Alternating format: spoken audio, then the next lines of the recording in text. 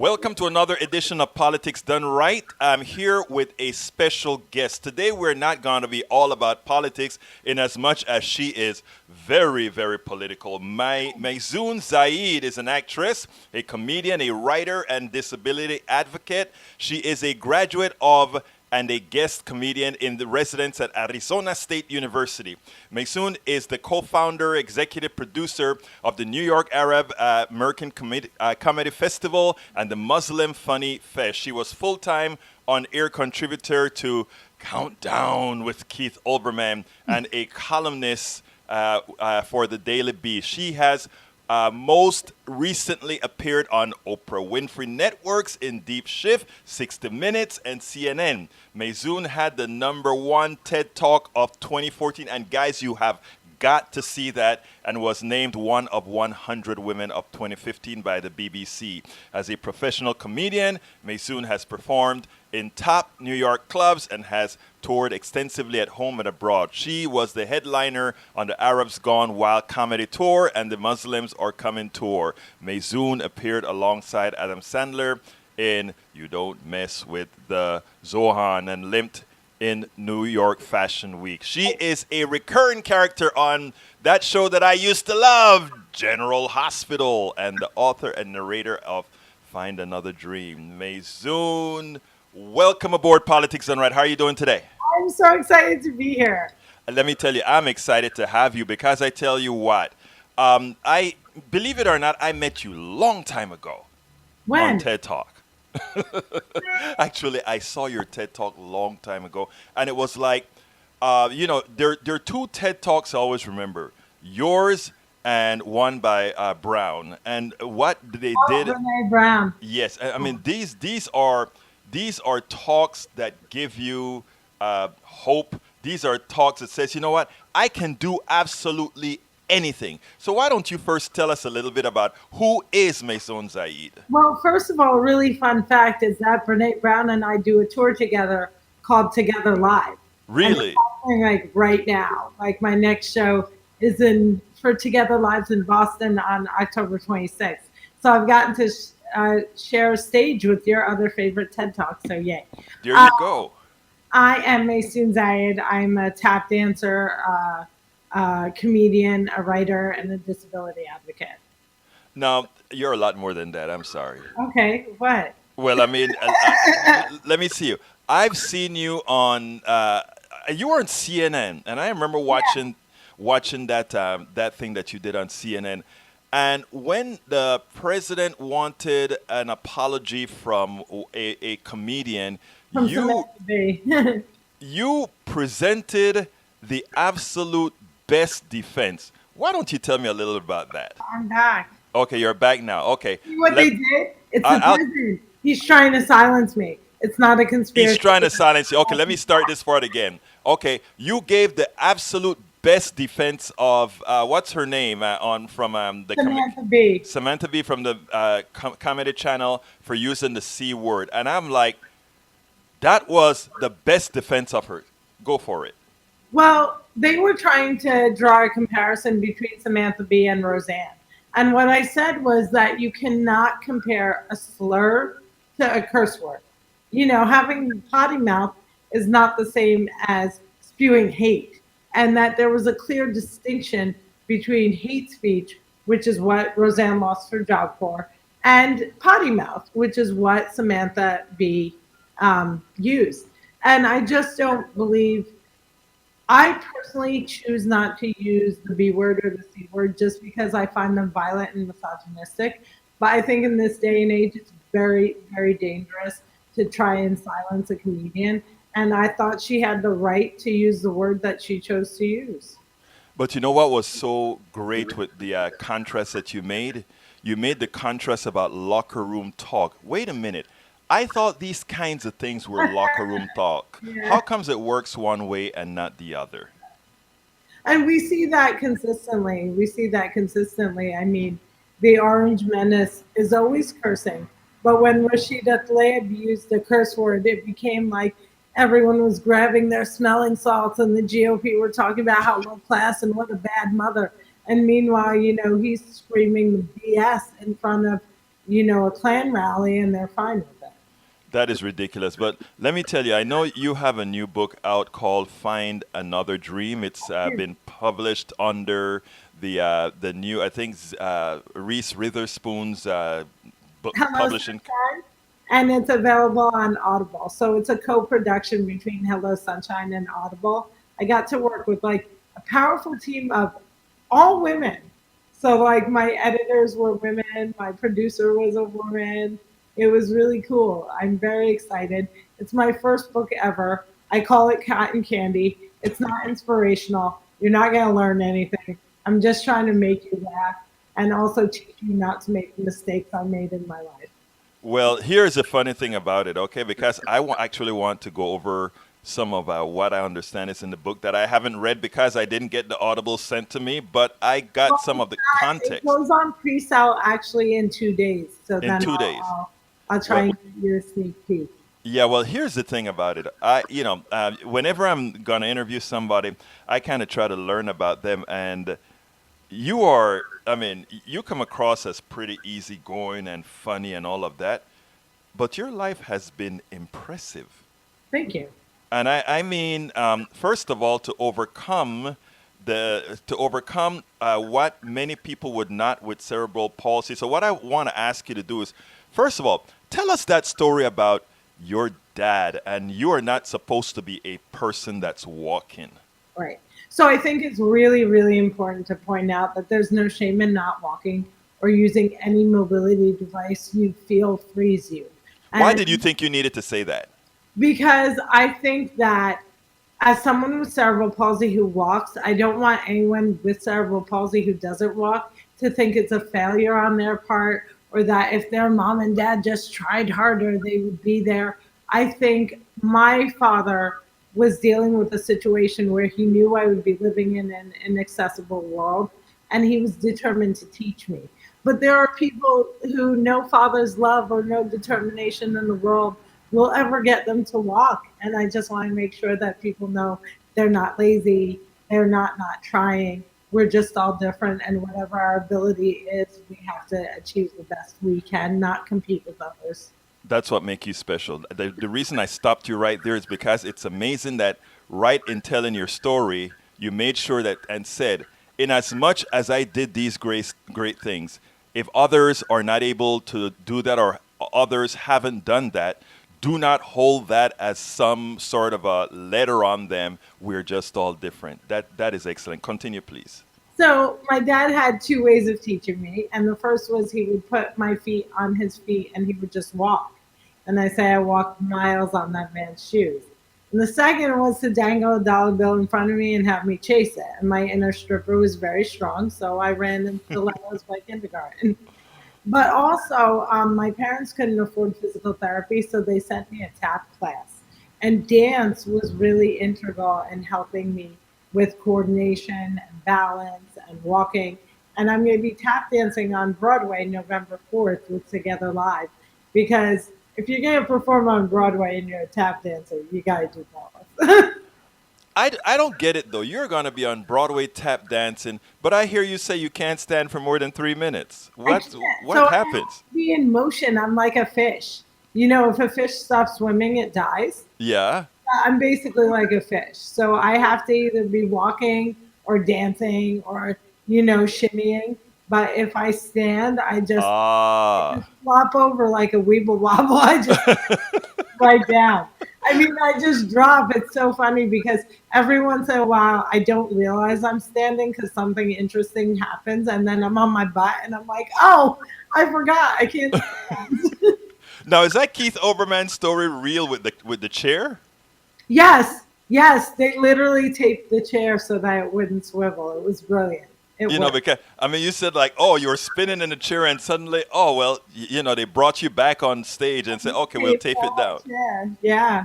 He taped down my chair, which is really a lot better than another show that's going to be nameless that I guested on, where they smush me between the table and the chair so the chair doesn't move.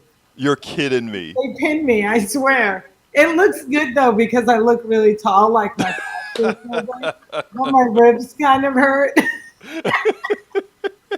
So So you All have the commentating. They know that you'll take whatever just to get in there and fight Chris Cuomo. well, you know what though? Every time, every one of your clips that I've seen, and not only the one on the websites, but the ones that I've seen live, you really always knock it out of the park. I mean, you're so witty. I don't mean to be. I just am. Well, I mean, it happens. I mean, I see you on stage, and you have this thing where, oh, I want to hear this joke. I want to hear that one about you were born with all the things that. Oh, the oppression Olympics. Let me hear that. Well, I I'm gonna love tell that. you, you don't get to demand jokes, but I'm going to give you Oh, I'm so sorry. this one. But this is your last one. Yeah, Okay. now I say in the oppression Olympics, I'd win a gold medal because I'm Palestinian, I'm Muslim, I'm a woman of color, I'm disabled, and Donald Trump's my president. So if you don't feel better about yourself, you probably should. Listen, but I mean, when I saw that one on stage, I'm like, you know what? There are so many permutations to that particular joke. It isn't funny, but it is one. Go And ahead. then there's like a much deeper area to that. And it's like the fact that like we're so often reduced to one identity. It really disturbs people when we're more than one thing. It's like, isn't it enough you're disabled? Do you have to be Muslim? Like, I'd feel better if you could have Jesus save you and you could stop being disabled. You know what I mean? They're not used to seeing multiple minorities. So, like, when I do that, I'm kind of challenging the idea that, like, when you see disability on TV, it's a young white boy in a wheelchair. You know It's what? I never quite heard it expressed that way, but that is so true. The multiple. I mean, I get it from when you said you had all these things. I mean, I usually call myself.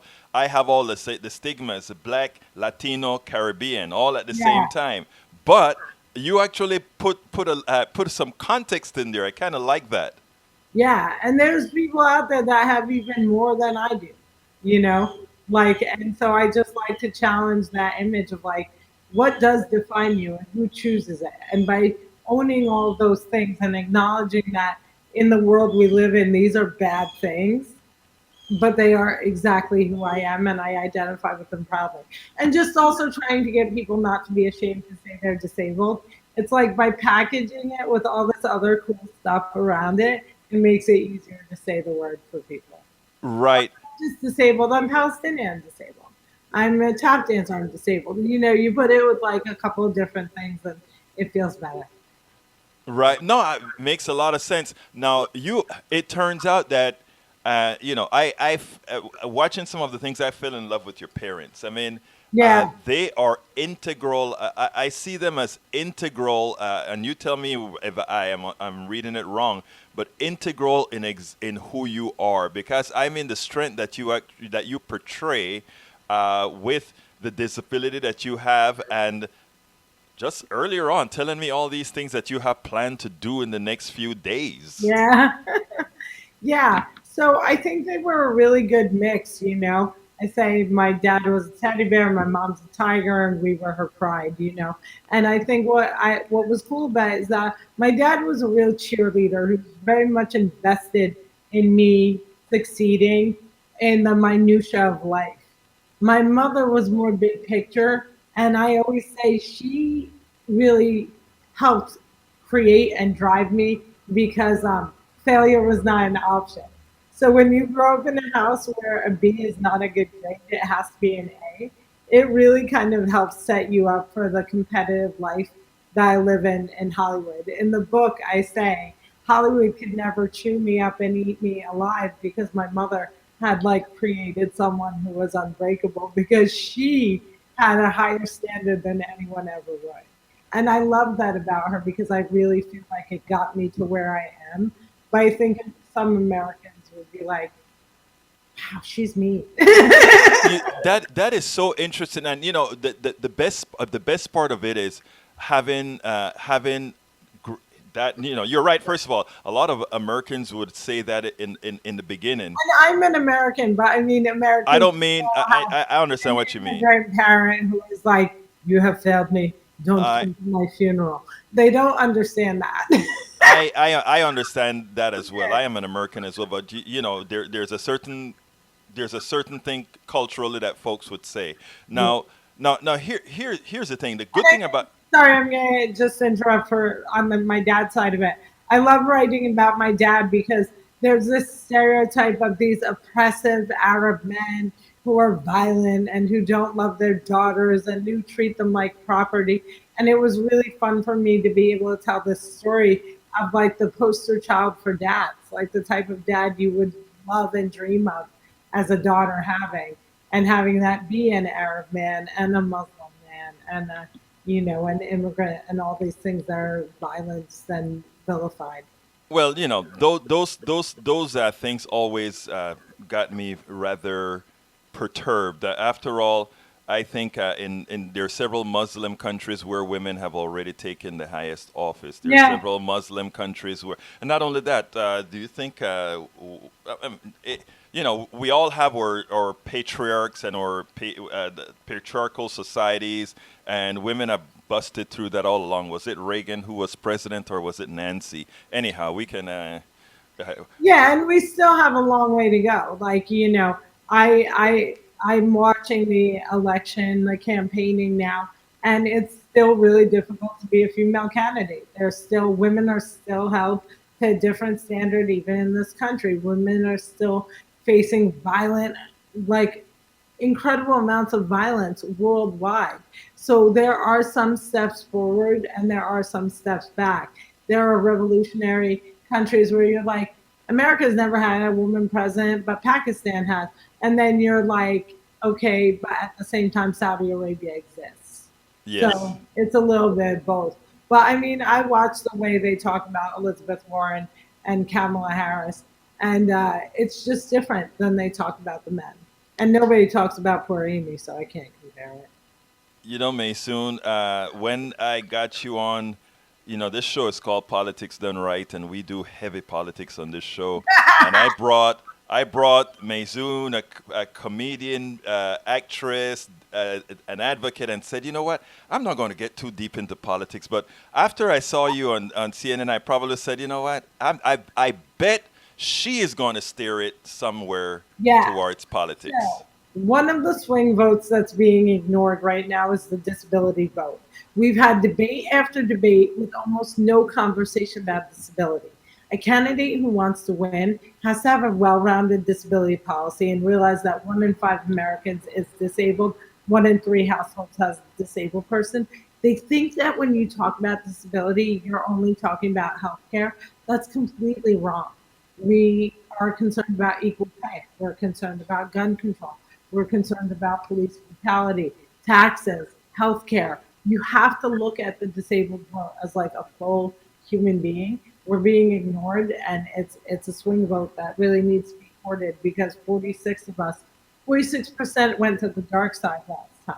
Really? Yeah, because they were convinced that brown people were getting health care illegally and black people were defrauding the government and getting health care. And the reason that they weren't getting their health care was because we were stealing it, not because the government refused to expand Medicaid. You have got to be kidding me. So that's politics number one, focusing on the disability vote and realizing that it crosses all intersections. Two, they have to stop being PEP. PEP is progressive except for Palestine. Michigan was Wow. yeah, Michigan was lost because Hillary Clinton would not bend a centimeter on Palestine Israel. And Donald Trump, who lies like a rug, said that he was going to treat them equally. Ha ha ha. And I know a bunch of Arabs that voted for him because Hillary was all in and Trump pretended to be both sides. And so I think that the modern Democratic Party needs to stop just carrying water and be like, yes, Palestinians deserve equal rights. Don't say anything else. I know you're not going to enact anything. I saw what happened with Barack Obama. But just give Arabs that little morsel of hope that you actually think Palestinians are human beings. I think being like all in on Israel is going to lose votes. And I think that's how Hillary lost Michigan. BDS movement?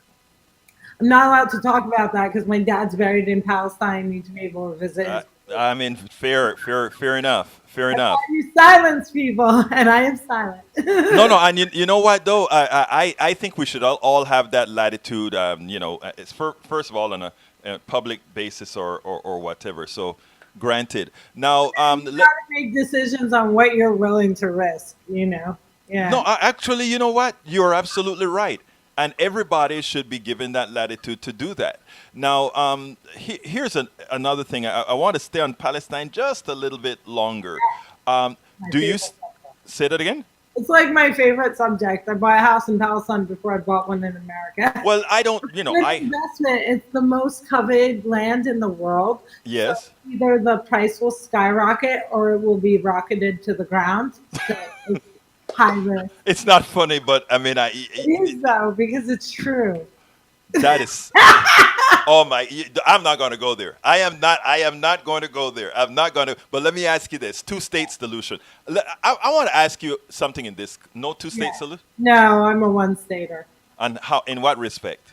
And it's one state. You can't separate people who live on top of each other. There's absolutely no way to separate them. They already work together. They drive on the same roads. The only thing that's separating them is this drive for supremacy. You give equal rights to everyone. You give reparations to the people who lost everything. And you have multiple religions functioning on an equal basis, and they could actually get the project So right. let me stop you right there because I asked I asked a Jewish friend of mine who supports the BDS movement, and you don't have to Israeli or comment on Jewish? that. Uh, Israeli or Jewish? she is Because it's really Jewish. not No, about, no, but she's it's Jewish. not about religion. Right. It's about, I get it. You know I something? the conflation worries me, but I'll listen. You are, that is too smart, okay? No, no, I'm serious. You're absolutely right. You're absolutely right. And the conflation is what creates a lot of issues. You're absolutely right.